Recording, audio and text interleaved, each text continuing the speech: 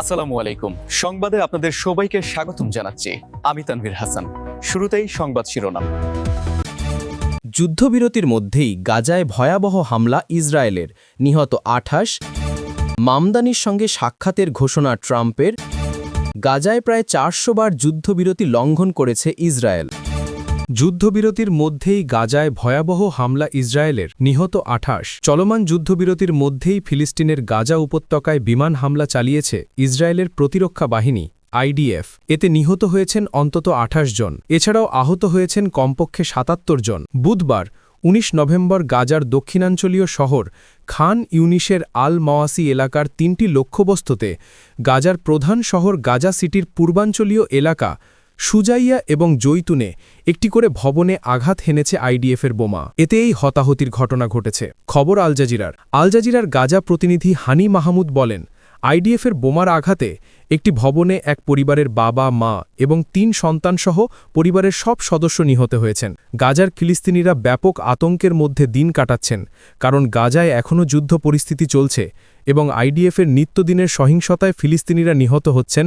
Israeli সেনাবাহিনী জানিয়েছে, দক্ষিণ পূর্ব গাজার খান ইউনিসে কর্মরত ইসরায়েলি সেনাদের ওপর বেশ কয়েকজন সন্ত্রাসী গুলি চালানোর পর হামাসের লক্ষ্যবস্তুতে এই হামলা চালানো হয়েছে। এদিকে হামলার পর এক বিবৃতিতে আইডিএফ জানিয়েছে, বুধবার গাজার যেসব লক্ষ্যবস্তুতে আঘাত করেছে ইসরায়েলি বাহিনী, সেগুলোর সবই হামাসের লক্ষ্যবস্তু ছিল। এই হামলায় যুদ্ধবিরতির লঙ্ঘন হয়নি, বরং যুদ্ধবিরতির শর্তের আওতার মধ্যেই পরিচালিত হয়েছে এই হামলা। আইডিএফের বিবৃতিতে আরও বলা হয়েছে, গাজার খান ইউনিস এবং গাজা সিটিতে হামাসের সঙ্গে সংশ্লিষ্ট মোট ৫টি লক্ষ্যবস্তুতে হামলা চালানো হয়েছে। ভবিষ্যতেও এমন হামলা অব্যাহত থাকবে। ইসরায়েলের রাষ্ট্রের জন্য হুমকি হয়ে ওঠা যে কোনো কিছুকে ধ্বংসের জন্য প্রতিরক্ষা বাহিনী প্রতিশ্রুতিবদ্ধ। এই হামলাকে একটি বিপজ্জনক উত্তেজনা হিসাবে নিন্দা জানিয়েছে হামাস। ইসরায়েলি প্রতিরক্ষা বাহিনীর সংস্করণ প্রত্যাখ্যান করেছে সংগঠনটি। মামদানির সঙ্গে সাক্ষাতের ঘোষণা ট্রাম্পের। যুক্তরাষ্ট্রের president Donald Trump new York অঙ্গরাজ্যের রাজধানী নিউ ইয়র্ক সিটির নবনির্বাচিত মেয়র জোহরান মামদানির সঙ্গে সাক্ষাৎ করার ঘোষণা দিয়েছেন।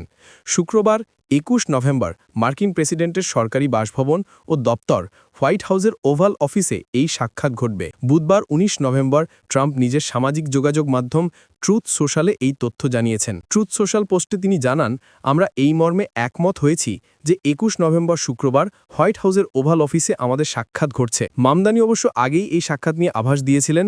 গত সোমবার তিনি জানিয়েছিলেন, নির্বাচনী প্রচারণার সময় নিউ ইয়র্কের ভোটারদের উদ্দেশ্যে আমার দেওয়া প্রতিশ্রুতিগুলো পূরণে আমার টিমের সদস্যরা হোয়াইট হাউসের সঙ্গে যোগাযোগ করেছে। গাজায় প্রায় ৪০০ বার যুদ্ধবিরতি লঙ্ঘন করেছে ইসরায়েল। ২০২৫ সালের ১০ অক্টোবর থেকে গাজা উপত্যকায় ইসরায়েলের যুদ্ধবিরতি চুক্তি লঙ্ঘনের প্রায় ৪০০টি ঘটনা নথিভুক্ত করা হয়েছে। বুধবার ১৯ নভেম্বর গাজার আঞ্চলিক কর্তৃপক্ষ এ তথ্য জানিয়েছে। এক বিবৃতিতে জানানো হয়, ১৮ নভেম্বর পর্যন্ত মোট ৩৯৩টি নথিভুক্ত লঙ্ঘনের ঘটনা ঘটেছে। এগুলোর মধ্যে রয়েছে বিমান ও কামান হামলা, স্থানীয় বাসিন্দাদের ও তাদের বাড়িঘরের উপর আক্রমণ এবং বিভিন্ন এলাকায় ইসরায়েলি আক্রমণের ঘটনা। বিবৃতিতে আরও জানানো হয়, যুদ্ধবিরতি কার্যকর হওয়ার পর থেকে গাজায় ২৭৯ জন ফিলিস্তিনিকে হত্যা করেছে দখলদার বাহিনী। একই সময় অন্তত ৬৫২ জন আহত হয়েছেন এবং আরও ৩৫ জন গাজাবাসীকে অবৈধভাবে আটক করা হয়েছে। কর্তৃপক্ষ জোর দিয়ে বলেছে, ইসরায়েলের কর্মকাণ্ড এই অঞ্চলে স্থিতিশীলতার সম্ভাবনাকে হুমকির মুখে ফেলেছে। তারা মধ্যস্থতাকারী দেশগুলোকে জায়নবাদী সরকারের উপর চাপ প্রয়োগের আহ্বান জানান। এদিকে অঞ্চল জুড়ে ইসরায়েলি হামলায় নিহতের সংখ্যা ৬৯,০০০ ছাড়িয়ে গেছে। একই সময় ১,৭২,০০০-এর বেশি মানুষ আহত হয়েছে। অনেকেই ধ্বংসস্তূপের নিচে চাপা পড়ে আছেন। চলতি বছরের শুরুতেও একটি যুদ্ধবিরতি ভঙ্গ করে ইসরায়েল গত ২৭ মে থেকে গাজায় পৃথক সাহায্য বিতরণ উদ্যোগ শুরু করে। এই পদক্ষেপের পর অঞ্চলটিতে দুর্ভিক্ষ প্রকট হয়ে উঠেছিল। ইসরায়েলি বাহিনী খাদ্য বিতরণ কেন্দ্রের কাছে জড়ো হওয়া ফিলিস্তিনিদের ওপরও গুলি চালিয়ে যায়। এর ফলে শত শত মানুষ নিহত হয়, সেই সঙ্গে দুর্ভিক্ষে শিশুসহ বহু মানুষের মৃত্যু হয়। এ অবস্থায় ৬ অক্টোবর মিশর, কাতার, যুক্তরাষ্ট্র এবং তুরস্কের মধ্যস্থতায় গাজা উপত্যকার পরিস্থিতি সমাধানের জন্য হামাস ও ইসরায়েলের পরোক্ষ আলোচনা পুনরায় শুরু হয়। ৯ অক্টোবর পক্ষগুলো মার্কিন প্রেসিডেন্ট ডোনাল্ড ট্রাম্পের প্রস্তাবিত শান্তি পরিকল্পনার চুক্তিতে সই করে।